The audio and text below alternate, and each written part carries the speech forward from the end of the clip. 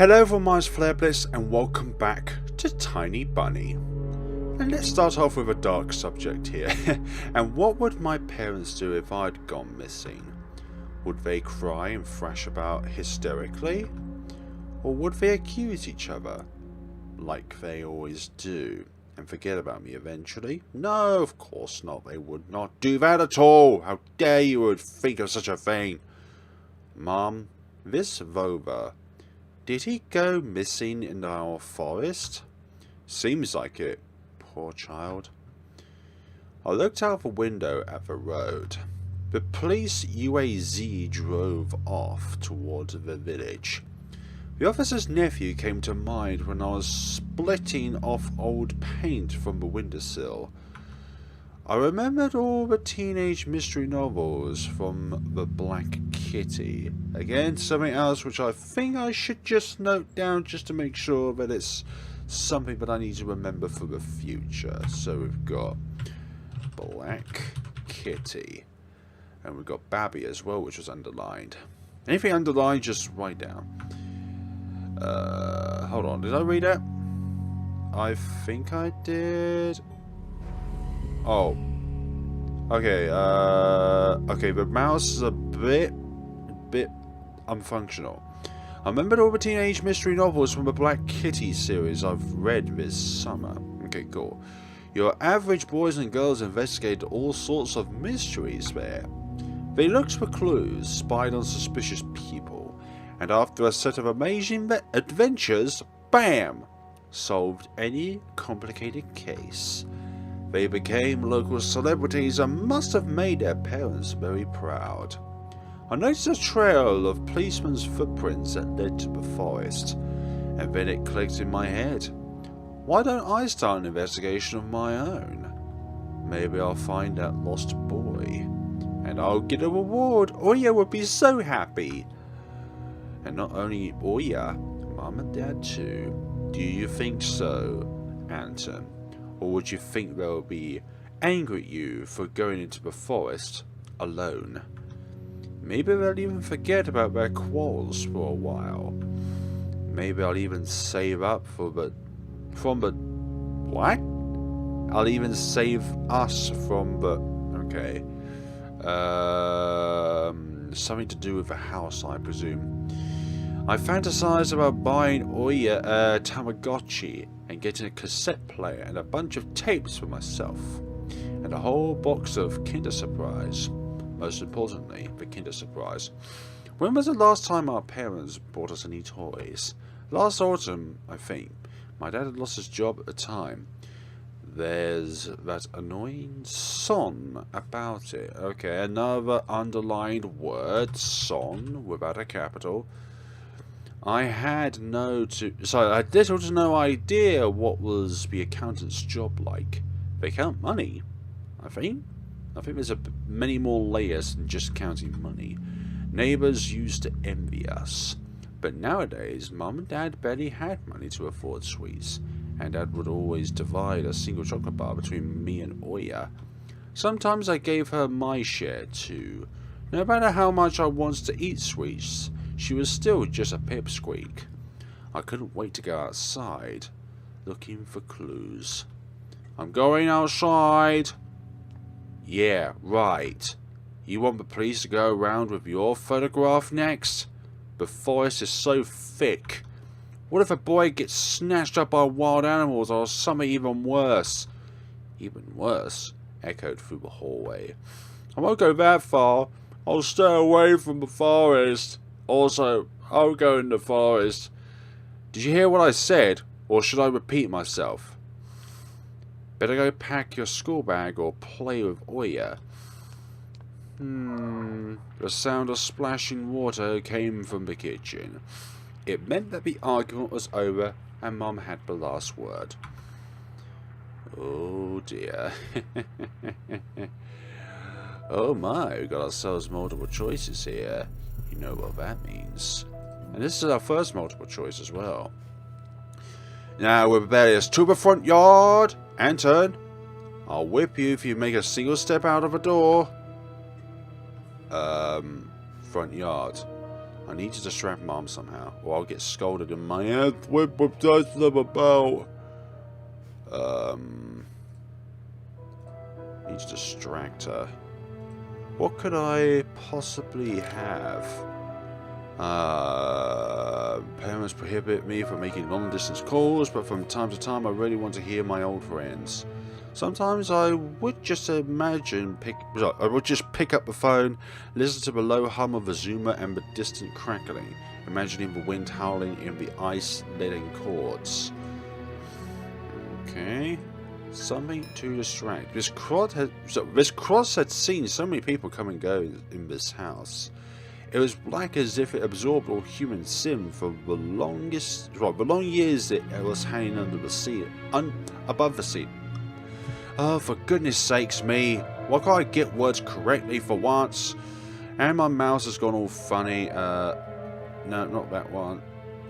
Yeah, there we go. After Grandma died, Mum was going to take it off and hang a horseshoe in its place as a lucky charm, but she cut herself with a cross-sharp corner and almost fell from the stepladder. Dad called it a sign from above and ordered the cross to be left alone in its rightful place. Okay, what about this bell? Mum's peg top, a family relic. My mum played it when she was little. Then she gifted it to me. Oya was next in the succession line, but the toy belonged to her now. She started at the dancing spindle, as if it could show her something. A fairy tale, or maybe even our future. Now even my little sister was a bit too old for the old squeaky peg top. Something to distract. What would do that? Shoes? That? One of the drawers, maybe? No. We've all... Anton, get your hands off of the phone. Fine. Box. The hat up there. The light up there. Would it be something that is not either the kitchen or the open symbol? Distract Mum somehow with this. Oh, there's an eye up here. Oh, those are all of the different things that I can look at. Okay, so I've investigated all three of these. The black cross. Yes, I understand that. Oh, yes, toy. Oh, yes, toy. That. I don't think there's anything else unless... to the kitchen, but then again, under the stairs. The dark, stuffy closet. Mum says it smells like mice, but how would she know their smell? She hates when I stick my nose in there. She's afraid I'll cut myself on the freshly sharpened axe. And Oya can't even be lured close to it. She thinks Bobby is living there. I tried to help her fight her fears once. I opened the door and turned on a dim light so she would see there was nothing but cobwebs, Dad's tools, and scratched walls. She still didn't believe me. And I liked to hide in the closet and listen to Oya count outside. 1, 2, 3, better hide from me. And then drag her feet on the creaking floorboards. That would make a very good game of hide and seek if we just hear creaky floorboards. Hoping that she wouldn't need to look for me in the cramped monster's den. Okay, so... nothing else from the eye, it would seem. To the kitchen.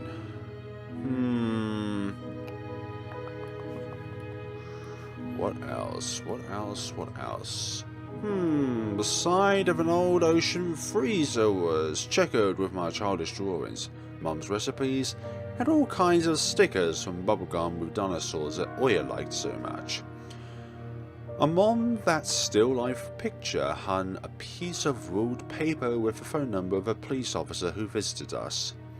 First Lieutenant Tikhonov. I read inside my mind, looking at the officer's sprawling handwriting. A scrap of paper was held by 2 pieces of a broken magnet from some old Soviet toy. From some old Soviet... oh, damn it me. And those pieces just barely covered up the numbers as if to taunt me. I leant toward it to unveil the mystery and take the piece to a safer place where it would wait for its time when I would finally find Vova and be the first to call the police with the happy news. Anton? Mum's reproachful eye stared at me. What do you need it for? Hands off, you'll lose it. Angry my mum was the last thing I wanted, so I lowered my head.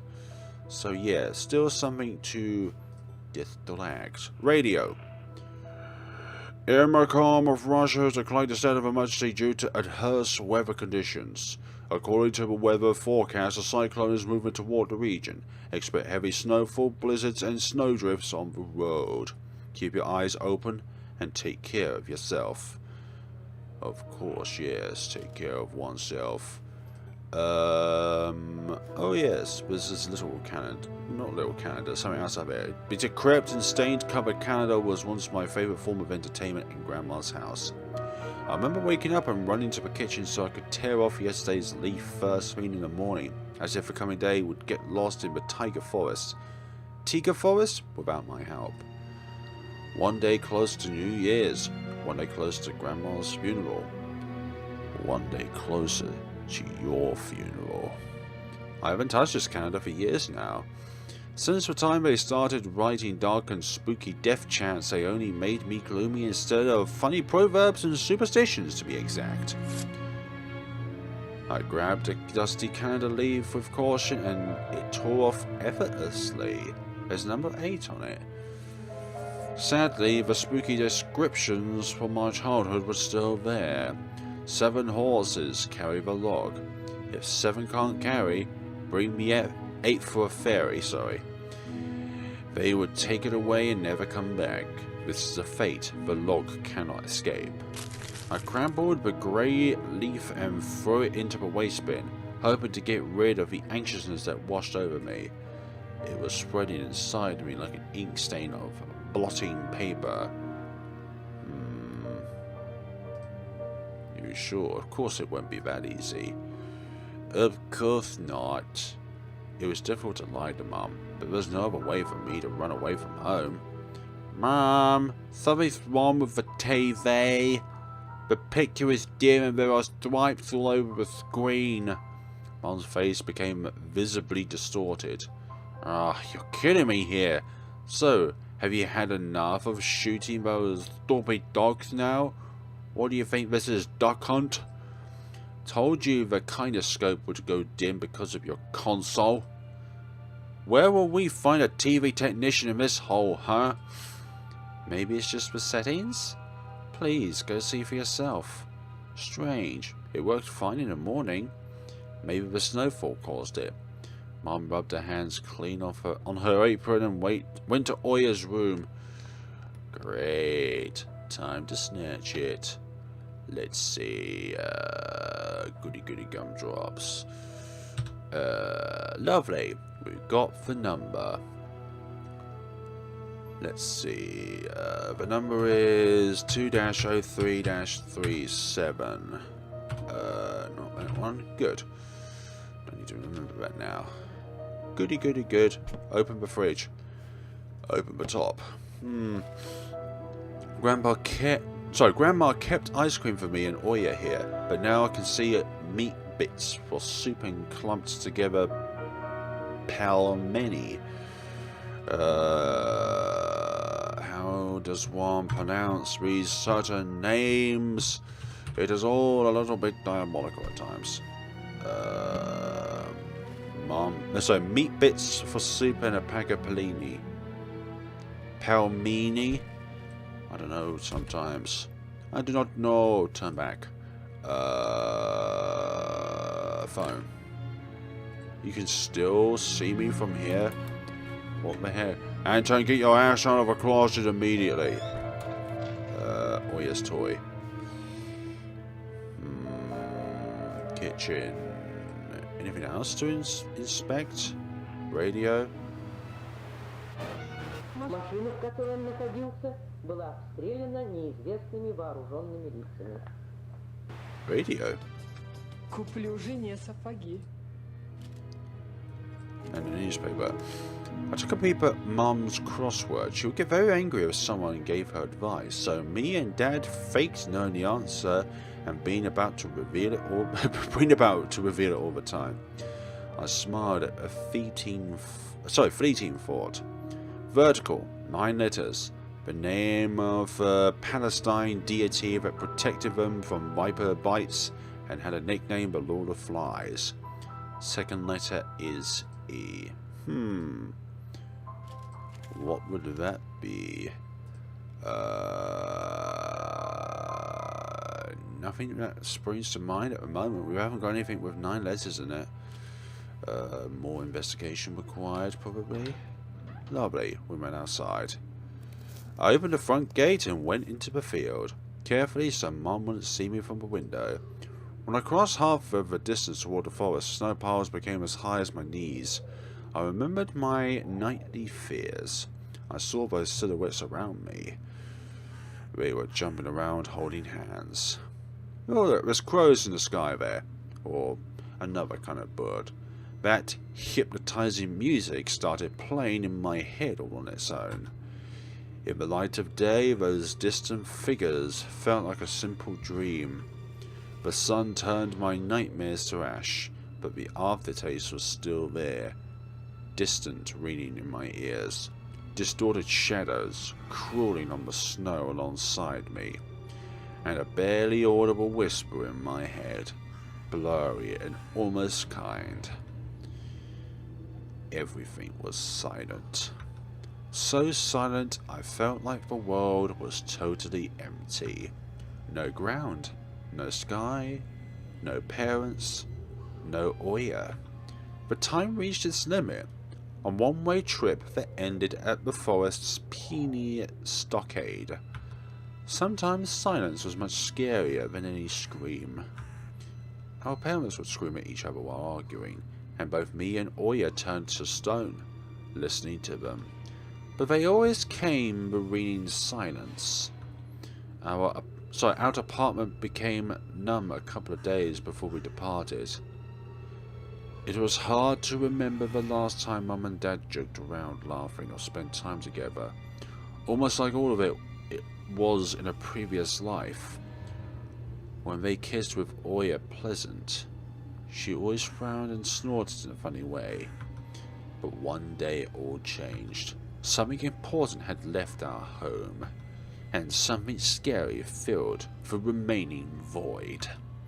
It was as if a fire broke up, and our parents were hurriedly packing our belongings, trying to save themselves and us. From who, though? From the people with dead cold eyes, who sometimes visited us in our previous home? The eyes that only saw balls of worms on the black ground in everything. And somewhere far away a siren was going off, trying to warn us of the coming menace. I shudder, chasing away my delusions, and looked around, as one should, by looking around. Goody good. There were only me, this white field, and the wind that was whipping up icy dust and belts of powdered snow. I squinted from the sun and turned my eyes to the sunless forest. It looked especially dark in contrast with the blinding whiteness. Knobby tree roots slithered under the snow like fat snakes. Hope there aren't any snakes around here.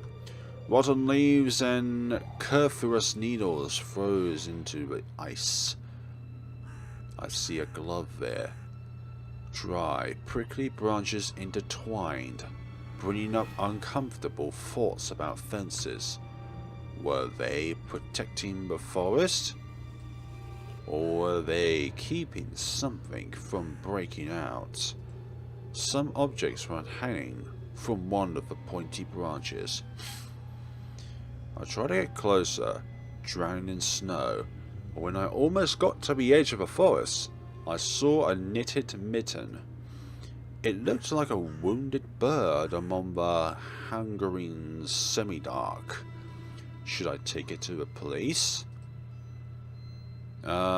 Okay, here's another thing to write down. The streets of broken lights. Don't know what any of this means. No idea. Their senior officer looked gloomy, but he still reminded me of Captain Casanova from my favourite TV show called The Streets of Broken Lights. He was always anxious. Also very anxious. Also always anxious, for goodness sakes me. With a tired look in his eyes, but still brave and strong. Will this mitten help them find the lost boy? Vova! I hear a distant shout. Looks like it came from the river. Vova! As if the trees were calling out to someone. Vova resounded closer to me. Someone was standing there, behind the trees, hiding. Vova! I knew someone was looking for the lost boy, but still, something was unsettling about that figure. Whereabouts is this figure coming from? Its stillness, how it was bent unnaturally towards the ground, its blackness. There's no one there, just branches and roots. It's all just my imagination. A nearby bird flapped its wings loudly. And something was there. A shadow split from the tree and disappeared from my sight. I looked away for just a moment, but when I turned my gaze back to the same place, it was gone. So it was my imagination, after all. Are you sure, little boy? Silence reigned for a painfully long time. Oh. What are you looking around for? Is it from the right side? My muscles were tightly sprung. My heart was beating somewhere in my throat. Any noise, any little movement, any small whisper from the tree kit, and I'd sprint. But nothing of the sort happened. I looked at the mitten once more. I will not run away. I will most certainly take the mitten. I decide to take the lonely mitten from the branch. But there's somebody there. A few people. Vova!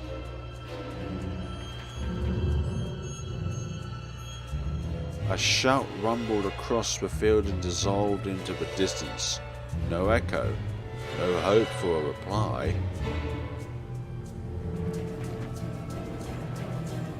I stepped towards the bristly trees and tried to claim my find. It didn't budge. I pulled harder. The branch cracked and the mitten tore off, landing in my hand with a squishy sound. All too heavy. Wet. I squeezed it without thinking and something dark spilled from it, forming a tiny stream between the mitten and the snow. Steam rose from the snowy pile. Ooh. Blood. I froze in place, studying my palms in disgust. Red.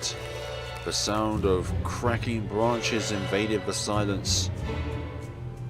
Who is there? I didn't have to think twice before running away. Whoa. Someone was chasing me from the darkness, breaking pine branches, closing the distance with giant leaps. Snow was slowing me down. Crazy thoughts flew through my mind. I'll get caught. They'll get me. I'll get dragged into the tree kit. I'll be gone forever. But there was one more voice, probably one of reason. He gave me strength, spurred me on. You can do it. Don't stop. I heard an animal roar behind me. How dare ye do that? It was so loud my ears went numb. It felt like the sound had come from a pack of hungry beasts rather than a single one. Their nostrils sucked in freezing air. They sensed my fear. Two giant wings flapped above my head. An enormous shadow flew over the clearing. A hoot, a wheeze. The roars were coming from all directions now. From a dried up raspberry bush, from twisted pines, from under the windfall.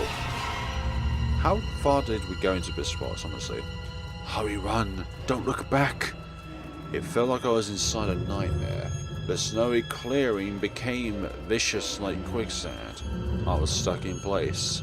I pulled my leg from a mushy trap just to be caught in a new one, even deeper than before. I continued to drown, sinking deeper and deeper with every desperate push. Was snow ever this sticky? I screamed in horror after realizing this wasn't snow. Someone or something in the snow pile was clutching my pants. I gathered all my strength and rushed forward. The pressure on my leg was gone. My boots slipped out of a hole and my soles were on a hard surface again. I reached a clear path with one jump and from there ran to my house. Oh yeah, its gloomy facade didn't look threatening now. But we, of course, are still in a phase. That house was my line of defense from the shadows that flapped their wings and the creatures that were hidden under the snow. I tripped over the doorsteps and smashed into the door. Oh dearie me, that's all. Mum's not going to notice that, is she now? In all my hurry, I still managed to notice the claw marks, as if a dog was striking the wood with its paws, demanding to be let in so it couldn't escape the cold. I didn't notice these marks when I was leaving. The heartbeat in my eyes were much louder than my surroundings. I couldn't hear whether someone was following me or not. What if they were already in our front yard and Mum hadn't locked the door? Drowning in fear, I pulled on the doorknob and it obediently gave way. Well then, we're back in here. I rolled into the hallway and shut the door behind me. Porch planks creaked as my pursuers ascended the stairs. My fingers slipped off the lock and I couldn't click it into place. I gritted my teeth and pulled hard on the iron knob, whipping it between the boards. I stared blankly at the door. Someone was standing on the other side of the pitiful flimsy barrier that was probably less useful than blankets. Wheezing breath reached into the house and it crashed at me in waves. It smelled of pine and sweat. Mum peeked out of the kitchen and chastised me with the same frigid voice she always used when talking to Dad. Oh gosh, what exactly didn't you understand when I told you to never slam the door? I didn't mean to. I snuck a glance at the door. The smell was gone and the breath was too. If there was someone in the first place, of course. Here, mere 5 meters away from Mum, my fear was slowly weakening, melting like snow in spring, and with it the last bit of strength I had left in my body too. My legs gave way. I propped myself up against the wall so I wouldn't fall over. Mum's expression had changed immediately. The cold mask of strictness and detachment was gone. Mum looked the same as before all those quarrels. She finally saw my condition, my wet pants plastered with snow. Where have you been? What did I tell you, huh? I told you to stay home. Am I nothing to you two? I got afraid she would cry. I reached out to her like when I was very little and wanted her to cuddle me. But Mum regained her composure fast and put on her usual face. Her eyes shined like steel. Her voice rang out. Your dad can't find his cigarettes. Be honest, did you snatch them? Were you smoking in secret? There was someone chasing me. I thought...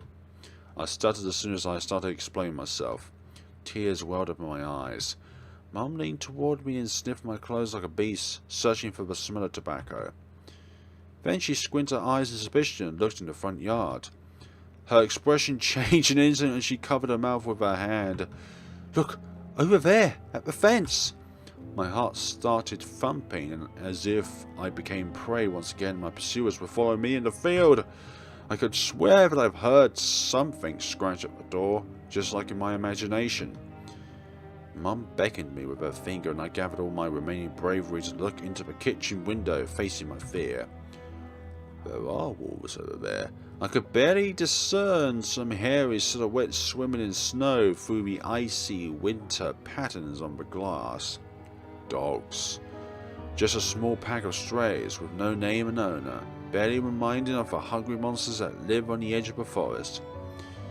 Oh boy, were you scared of them? I think they'd rather be scared of you, Anton. What are you grinning about? This is no time to be cheeky. They were chasing me like a bunny. Or maybe Anton is the tiny bunny. Like, there isn't a physical tiny bunny in this game, but it's more of a metaphorical term for Anton himself. And what if they're rabid? The smile had slowly disappeared from Mum's face. Now she looked at the dogs as if it was her first time seeing them. What if they attack Oya? Mum? I wish your dad could just shoot them all. Aww. Mum, look, they're alive. Huh? What? Are they your friend or foe after all? Make up your mind. You're not a little kid anymore. Mum sighed in annoyance, and I felt so bitter that I bit my lower lip and fixed my gaze on the cobweb-ridden corner. Well, some detective I am. In reality, I wasn't risking my life among monsters, but rather my pants amongst a pack of stupid strays. And for what? What use do I have of this? Mitten. Of course. A dark and sticky mitten that belonged to a lost boy made a squishy sound in my hand. Seems like I was clutching it the whole time. That's my trump card as a detective, but it's got you on it now. It's got you as evidence. I hurried to present this clue to my mom. Mom, look, this is Vova's mitten. That yes, and look at that. Blood is streaking off and from it. That boy the police were asking for about in the morning. It's drenched in blood. I found it hanging on a tree. I could show where. Let's call the police right away, like the officer told us to. Mom, look. You! A shadow of doubt slowly crept onto Mum's contorted face, as if she was trying to remember something distant, like someone tries to remember their dream, but the images slip away. Stop it this moment. Oya will go insane if she hears you. She already has trouble sleeping and whines all the time. And you joke around like this? It was your imagination after all. At the moment I realised the mitten was actually wet from snow. There's no blood whatsoever. I wanted to sink through the floor from embarrassment. Come here, my boy who cried wolf. Oh, don't just stand there, come take your pills. A golden coloured pill reminiscent of a dead wasp fell onto my palm. I only took one during the breakfast. Don't talk over me. I told you to stay home and you... Dad would have given you a good whipping for that. Come on, take it or you won't be able to sleep at night. And you have school tomorrow. So I had to swallow the bitter medication, drinking it down with similarly awful water that gave off a taste of chlorine. How do you even know what chlorine tastes like? Maybe it wasn't Vova's mitten. Maybe it wasn't a mitten at all. Just like the forest monsters and Oya's owl. Am I going mad? What's happening to me? Blurry. Either the pill had an immediate effect, or my overexerted brain didn't let fear inside anymore. Serenity washed over me, bringing yawny indifference along with it. Anton, you done? See, you can do it when you try. Take off your coat. Are you asleep? No, Mum. I was just thinking. What about? I wonder. It's just something silly. Mum scrutinized me with suspicious eyes, as if she wasn't sure what she was looking at her own... as if she wasn't sure she was looking at her own son and not some doppelganger that came from the forest. Is everything alright? You had the exact same expression when the policeman asked you about the window. I'm alright, Mum. She heaved a deep sigh. Fine. It seems like the house had changed. The sofa's fabrics become discoloured. Fingerprints appeared on the bathroom tiles. The light bulbs also felt different, dimmer and yellower. Even the saliva inside my mouth had a different taste. A melody from Aladdin can be heard from the upper floor. Oya was done rewatching her favourite Little Mermaid episodes and switched to other tapes. I slowly changed in my home clothes, stopped before the sink and studied my reflection in the mirror, like I was trying to solve one of those spot the difference puzzles. Then I went upstairs. Jaffar's and Lagan's voices died down. I walked past Oya's bedroom and slipped into my own. Ooh, investigation time. My Triceratops figurine. I know about all sorts of dinosaurs, the velociraptors, Afroventors, Hipposilophodorant. I don't know how to pronounce that. I remember going to the movies, I'm sorry about the voice crack, to see Jurassic Park, back when we still lived in the city, and taking pictures with a T-Rex in the hall. It turned its head and roared. It was awesome. And next to it was a Robotech Transformer. I love this cartoon.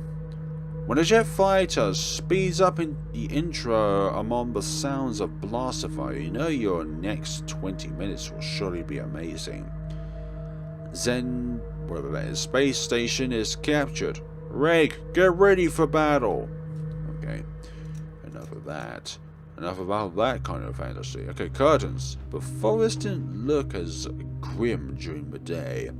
Entangled tree branches in the distance and the snowy field between our house and the forest brought sleepiness to my eyes. But sometimes I would still catch myself looking in the window at the icy treetops instead of doing my homework. Fine. I've dreamt of becoming an artist since Dad brought me my first comic book. Okay. Another thing to write down. Fly. Fly magazine was the coolest. I especially liked the big space-related edition with alien monsters and that funny episode about a Quidami. I started drawing all kinds of stuff since that day, and I seem to be getting pretty good at it. One of my letters even got published in Fly once. Maybe someday they'll even publish my comic? Probably.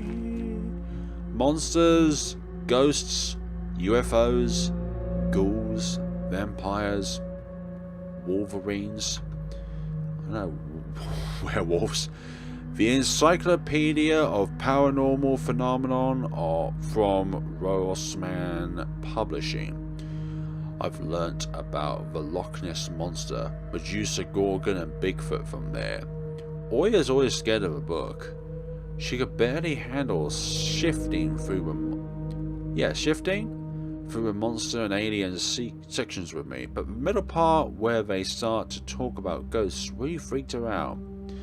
I even remember hunting ghosts after I read that book. I measured the distance between items on my table every evening and checked if they moved due to some supernatural force come the morning. This isn't Star Wars, you know.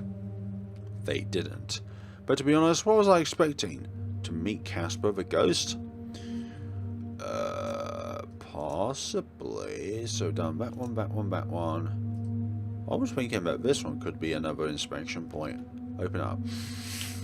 One of the drawers is empty. I hid the policeman's phone number amongst with the mitten there. Lovely, run for your life. This simple action drained the last bit of strength from me. Lovely. I sat on the bed, and only then I noticed there was someone behind the curtains. My tired hands dropped to the sheets. Whether it was due to medication I took or the stress I underwent, the room began to contort as if the wind was blowing the walls out like a pair of sails. Sorry, I was about to say snails. The room's corners bent and undulated. The only stable thing in the whole room was the figure between the windowsill and the curtains.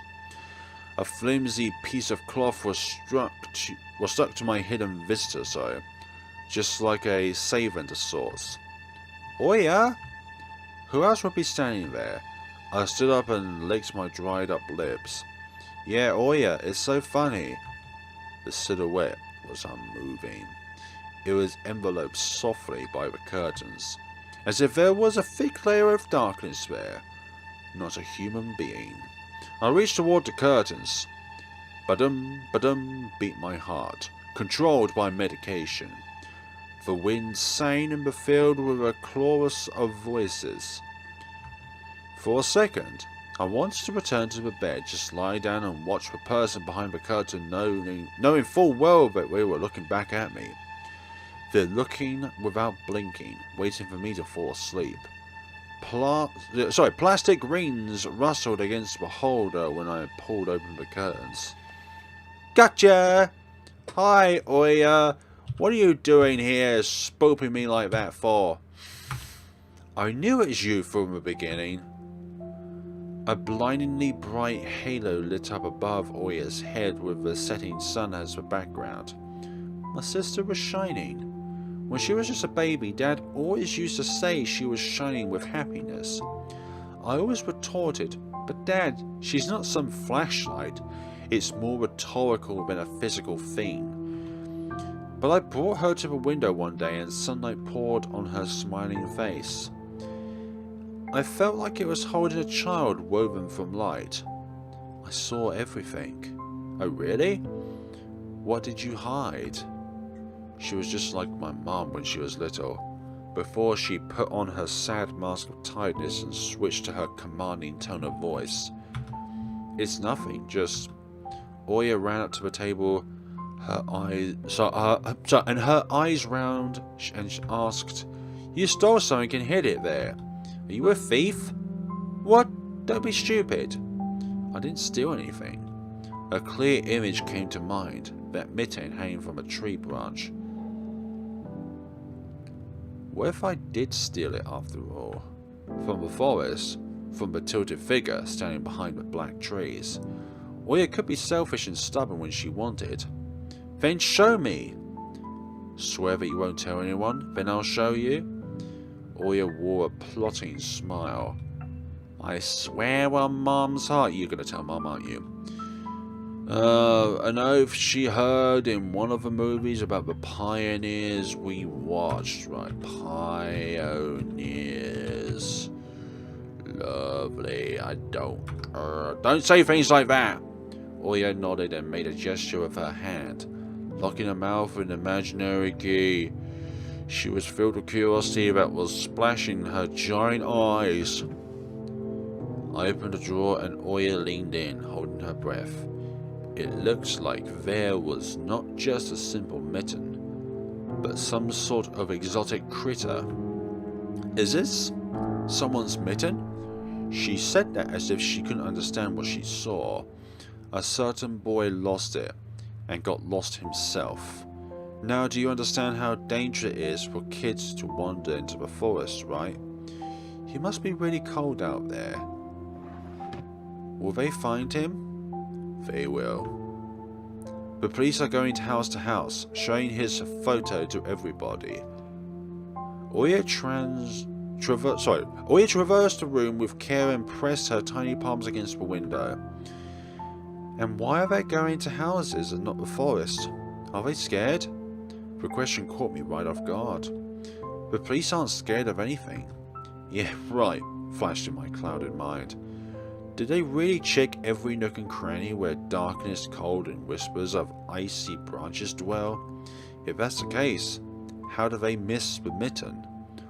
Or did it appear later? For me? I changed the topic. As if trying to get Oya as far away as possible from the forest thicket. We may get a reward if I go and find this boy by myself. A lot of stuff, like in Field of Wonders. Yeah, Field of Wonders. Why not? Field of Wonders. I felt all these words are underlined for a reason, and not just like a reference. Sounds cool, right? Oya wasn't listening to me. She was piercing before us with incredibly adult eyes uncharacteristic for her. What if the owl got him? Nonsense! An owl wouldn't be able to lift a human. But you know that. I was picking my words with utmost care. I forced them out of my overexerted brain. Stay away from the forest. I think it's haunted. I think it's, how should I put it? It's cursed or something. Just like in a fairy tale? No, not like that. More like in that spooky tape Mum and Dad are hiding from us. I think that's not a spooky tape. Oya shivered and stole a glance at the window. I saw you running away. Someone was chasing you. No, it's just I was hurrying back home so Mum wouldn't be worried. As I looked at my sister, my heart was tearing apart. She was so fragile. It was so easy to stifle her light. A gust of wind, and a small fire would be gone. You're lucky. Mom won't even let me go outside. I'm like a princess in the tower. Can't go anywhere. I'll die from boredom here. You're wrong. No one has ever died of boredom. And you have me and your cartoons, and Mom and Dad will be good to each other soon. You know what I would wish for my next birthday? I'd wish for Mom and Dad to turn into children so we could go and play together like we used to. Yeah, and if you make them as small as bugs, we could place them into a little box. Oya giggled and tugged at my sleeve. Tony, let's go watch Aladdin. Fatigue won over my desire to be with my little sister. I was washed over by some sort of heinous apathy. I'm too tired, I don't want to. Come on. It's so boring alone and Mum is always busy. We could pick a cartoon you haven't seen before. I know all of our tapes by heart at this point. Not all of them. You haven't watched Peter Pan. Remember how you fell asleep in the middle of it? And so much happens after that. Let's go, let's go. Maybe a bit later. Should I tell you how it ends? Let's leave that for tomorrow. I won't tell you tomorrow. I know, let's play hide and seek. No, Oya. Then draw me a dino. Oya, please. Draw it, draw it. Gosh, a nagging little sister. Will you leave me alone already? I burst out without thinking, and then I was immediately taken aback. I never screamed at my sister like that. Little sister. Oya stared at me in shock. Her lips started trembling and procured tears. My chest was seething with disgust and embarrassment. What's happening to me? I hurried to prevent Oya from crying. Alright, you win. Let's go watch cartoons for a bit. I don't wanna. I came up to her, put my hand on her soft head. Let's go. Let's go watch Peter Pan. Boo, you'll fall asleep again. I smiled and lifted her chin. Her eyes were wet and felt bottomless. I promise I won't. And I'll draw you a full Triceratops later. Hooray! Triceratops. Well, close enough.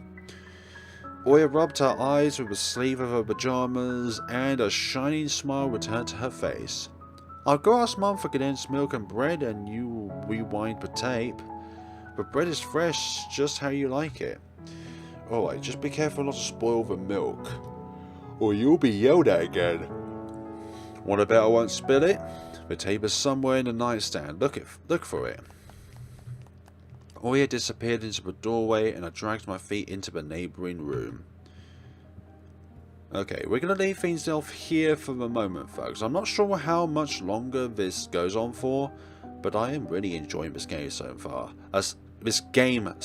Apologies. Besides my consistent stuttering of words. So thank you so much for watching, guys, and see each others in the next time of Tiny Bunny. Have a good day and take care of yourselves.